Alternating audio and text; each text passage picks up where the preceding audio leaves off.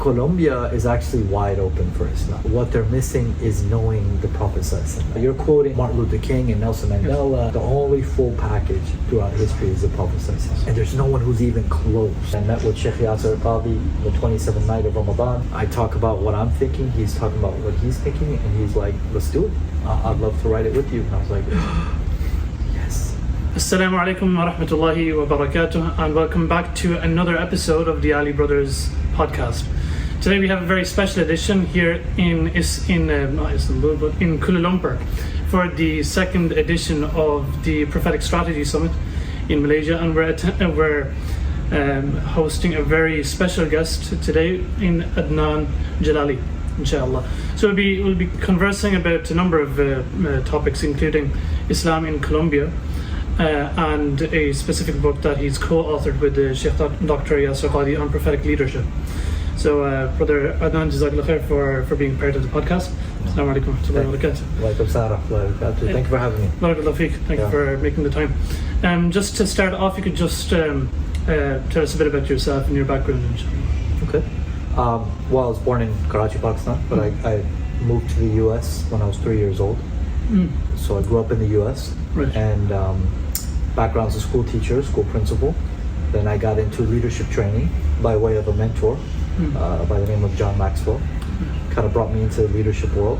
So I launched my own company for leadership development, training, coaching, speaking in the US and simultaneously in Colombia at the same time. Okay. So I've been living in Colombia for about 10 years now, 11 years, okay. Around there. So I kind of go back and forth between the US and Colombia. Okay.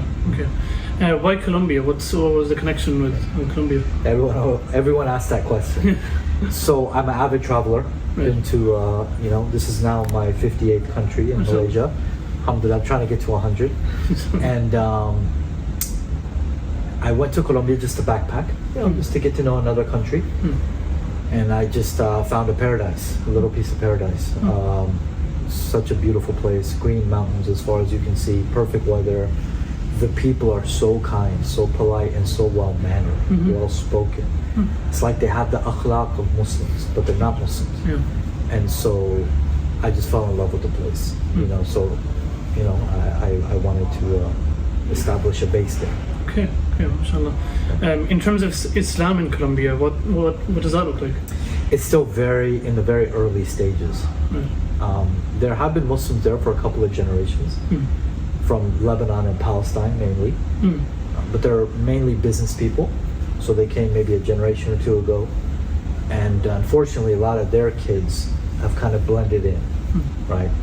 So there wasn't, I think, a lot of dawah work done in that first couple of generations. They have established a few, 2 to 3 to 4 masajid in every major city. So there is a presence, but it's a very small presence comparatively speaking. Right. So probably about 100,000 Muslims within a population of 50 million. Okay, Yeah. all right. In terms of how you would compare, say, the Muslim population and the culture in Colombia, how would you compare that to the US, for example? Now, in Ireland also, we have quite a small Muslim community.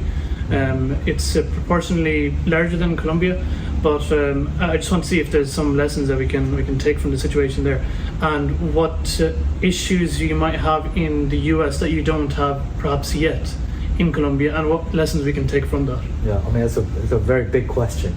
There's a lot of detail to say about that.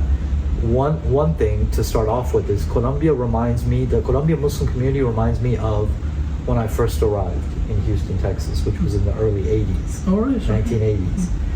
That's how the Muslim community is in Colombia. Right. So it's very small, relatively speaking. So there's a long way to go, essentially, in establishing the community.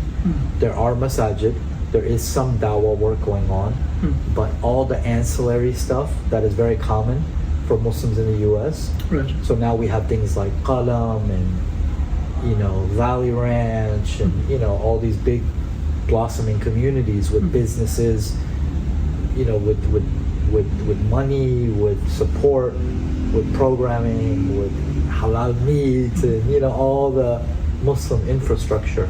They're barely scratching the surface. So that's like the main difference, is just a timeline of growth. Right. Now, in terms of the differences, the nuances within the communities, Colombia is actually wide open for Islam. They have a very strong belief in God in their culture. Right. As a matter of fact, I found it so beautiful when I first went there.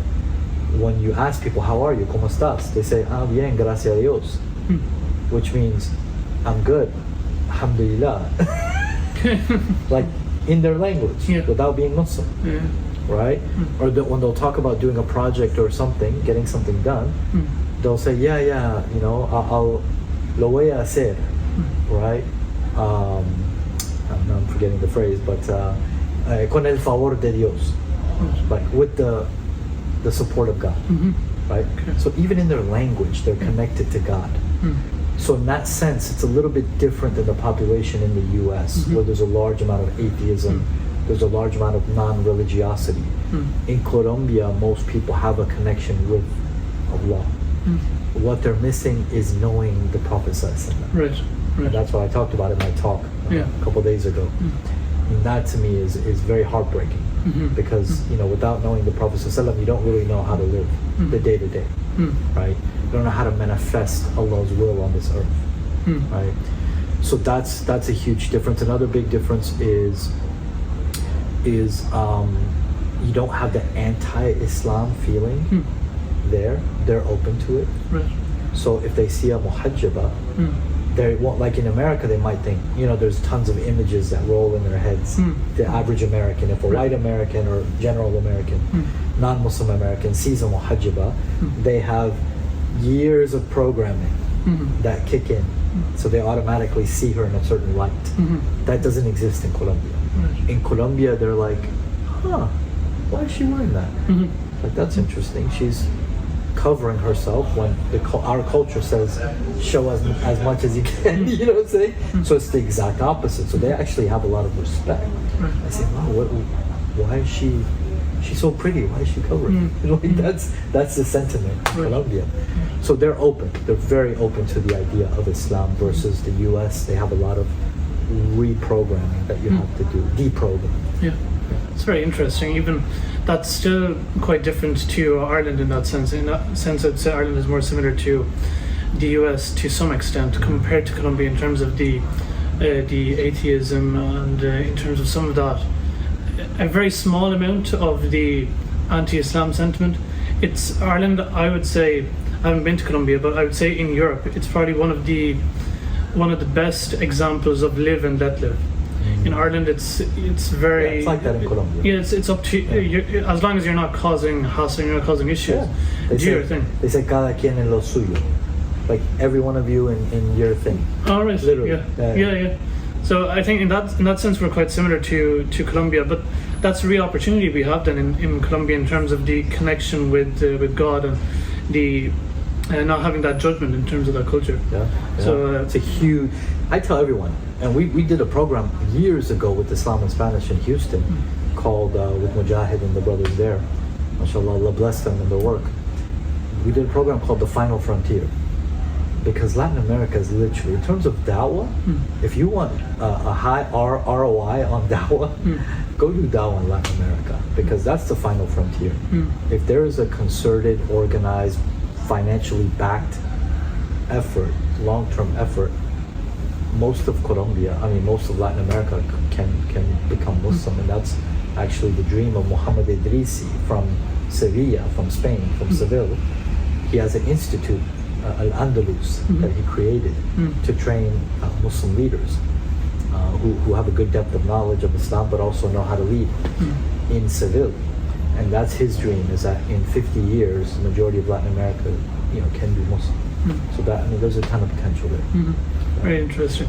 Just touching on to leadership, and just going back a bit in terms of your experience as being part of the MSA in the US, what that experience was like for you. Yeah, it's a great question.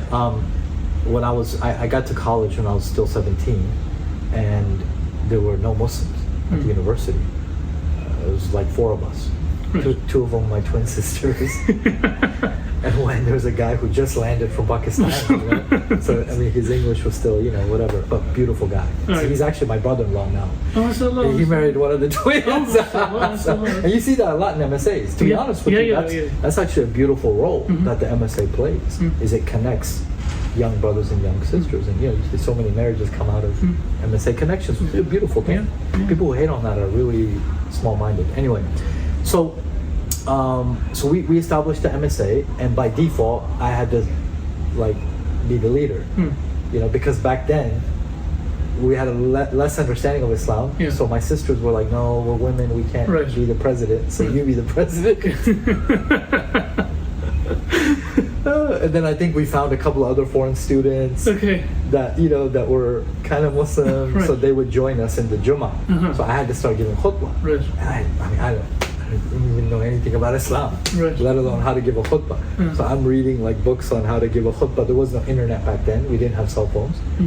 So I think I went to a bookstore in Houston and found a book on how to give a khutbah. So I'm reading it, learning it, and then I start giving khutbahs. And so it's just like I had to go and seek knowledge wherever I could find it. I would go to the ISNA conference, annual conference in the US, and buy as much material, learning material as I could for the year. So I could go back and have stuff to learn throughout the year, because there was just no way of accessing knowledge back then. But would you say that there's something to say about being pushed into a position of leadership, even if it's in the sense that, okay, you're not prepared, you don't feel that you're prepared, but being pushed in that situation and being pushed by necessity is one thing, but even that, say for example, Muslims who aren't sure about Islam, they're not 100% convinced about is this the way that we should be. The way that the communities or if the parents push them in certain areas. For example, if I were to give my own example, I've memorized the Quran when I was very young. And it so happened that my parents asked me, my brother's also a Hafiz, so they know what the challenges are associated with that, even for their personal life. There's so much they have to sacrifice. So they asked me that, do you want to memorize, or do you want to just read? I don't know how old I was at the time, but Allah made me to say that no, I want to memorize. My brother is lucky, so I want to memorize like him. But I realized as I grew older, and I would say 15, 16, when I started thinking about these questions, that what is the right way? What is Islam the right way? The first place that I went to was, the Quran is in my heart. Let me open it up and let me see what this is about. And I didn't, obviously I said that I have a choice, but that was done for me. That was I was indoctrinated into that.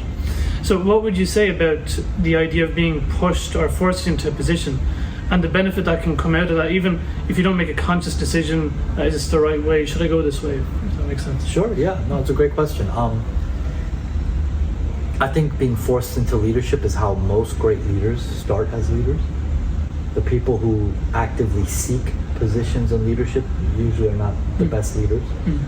You know, and even the Prophet ﷺ talked about that, right? Never elect people who want that position, right? So I think people being forced into leadership is a great thing. I mean, it's you know, and I mean, matter of fact, that's the sunnah of Allah, right? He forced the Prophet ﷺ into leadership, literally, right? He just showed up in a cave, said, "Hey, read, Iqra, like, let's go." You know, you've been chosen, right? Exactly. So I said, I mean, he was such a giant that he was able to carry that weight and that burden. Alhamdulillah. But so anyone out there who gets pushed into a position of leadership, I say personally, if you think there's other people that are stronger and better and that will make the MSA better and keep the people close to Allah and the Prophet ﷺ, then by all means support someone else. But if you feel that there's something off, and in your heart you feel, no, you know, things could get better, could be better, then go ahead and step up and take that lead, right? Even if you're not ready. Just take that lead so that you can make things better. Leadership, at the end of the day, that's all it's about. Making things better for people, okay? Making a positive change, influencing positive change in the world.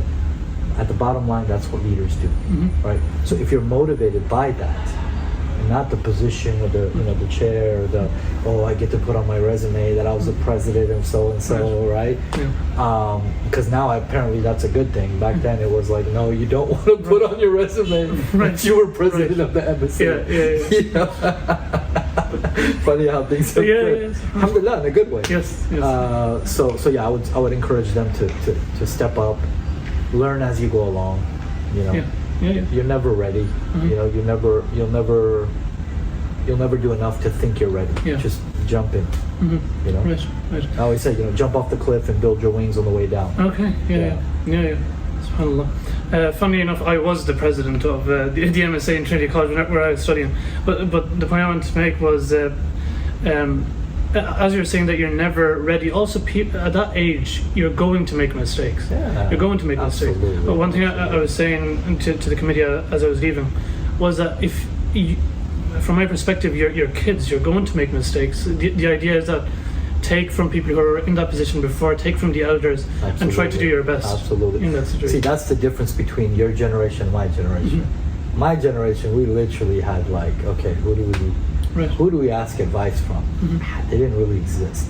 I mean, they existed, but there was like one, Imam Siraj Wahaj in Brooklyn, but I'm in Texas, you know what I'm saying? Right? So you guys, alhamdulillah, now you have a whole generation of people that went through that cycle, and you can access them. And so, alhamdulillah, I think there's a lot more infrastructure in place to support people like you. Alhamdulillah. Just moving on to prophetic leadership and the book that we have in front of us that you co-authored with Sheikh Dr. Yasir Qadhi. What was the motivation for that? What was that experience like? I've been studying leadership for over 25 years, and the vast majority of my leadership training, development, all that has been with non-Muslims. But of course, I've also done my own learning and seeking of knowledge on my own in terms of Islam. So anytime I'd be in these circles with non-Muslims, and guys like at the highest level, I mean, John Maxwell was literally on Forbes, Business Insider, like any of the top, when these magazines come out with lists of the top leaders, top leadership trainers, John Maxwell's number one always throughout the world, right? So I've trained with him. So I've been in high circles in terms of non-Muslim leadership, and I've been with them developing as a leader. But man, there's always something inside me that says, God, you guys don't even know. Like, you're quoting all these, Martin Luther King and Nelson Mandela and Gandhi, and I mean, they're all great leaders, wonderful leaders, right? But they weren't the full package. They had massive holes in their leadership. The only full package throughout history is the Prophet ﷺ. And there's no one who's even close. Like, he's here and the next best is like way down there, And so I thought, you know what, subhanAllah, I've studied so much about leadership, and there's so much about the Prophet ﷺ that you won't find in the leadership books. They'll use everyone else as an example, but they won't use the perfect example.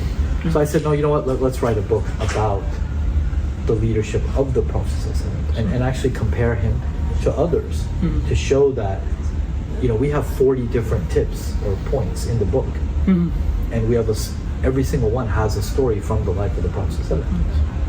And then we have a story from one other leader throughout history for each of those points. So they're good at certain things, but the Prophet ﷺ is the only one who's good at all of it. So I wanted to make that case clear. Ironically, I met with Sheikh Yasir Qadhi the 27th night of Ramadan at his masjid. It was packed. So I said, hey man, can I park in your in your house, because there's no parking. So I park in his house. Alhamdulillah, I go, we read, he reads along to our 27th night. Right? Beautiful night. Praying, it was just beautiful. I walk back, I'm about to leave, I just text him. Send him a picture, thanks bro. My car in front of his house. I think, okay, he's busy. He just finished an hour-long job. He's gonna text me in 2 weeks. Whatever. Hey, sure, no problem. He texts me right away. When I pull up, he's like, hey, come over for coffee. So we sit down for coffee. I talk about what I'm thinking. He's talking about what he's thinking, and he's like, let's do it. I'd love to write it with you. And I was like, yes. It's Allah. So that's and this is something, actually, a point that I want to make to all of you guys. when you make a sincere intention in your heart and you want to do good, and you talk to Allah and you ask As-Sami' to make it happen for you, man, He opens up doors that you can never imagine. I would never imagine my life that I would write a book about the leadership of the Prophet with Sheikh Yasir, who's an old friend of mine, but still, I would never imagine that would happen. And here at a conference presenting in front of 200 Muslims that are far better than me. You know what I'm saying? So, man, dua is super powerful. Absolutely. Sheikh Yasir Qadhi is probably the biggest living influence outside of the immediate family. Probably the biggest influence on myself in terms of Islam, but also as a person. So it's great to have had the opportunity to meet him as well. Let me know what you think about the book. I will absolutely, inshallah. How can people access the book? Where should people go? Right now it's exclusively sold on propheticleadership.com. Right. Yeah. Eventually we'll put it out, in the broader circles, but we wanted to kind of do a special initial kind of limited launch. Very nice, inshallah. So Malaysia is country number 58. Inshallah Ireland will be 59. I would love to, man. Inshallah. I would love to. Inshallah. We'll see you on that side of things, inshallah. Thank you so much. Okay, Barakallahu. Thank you so much for your time.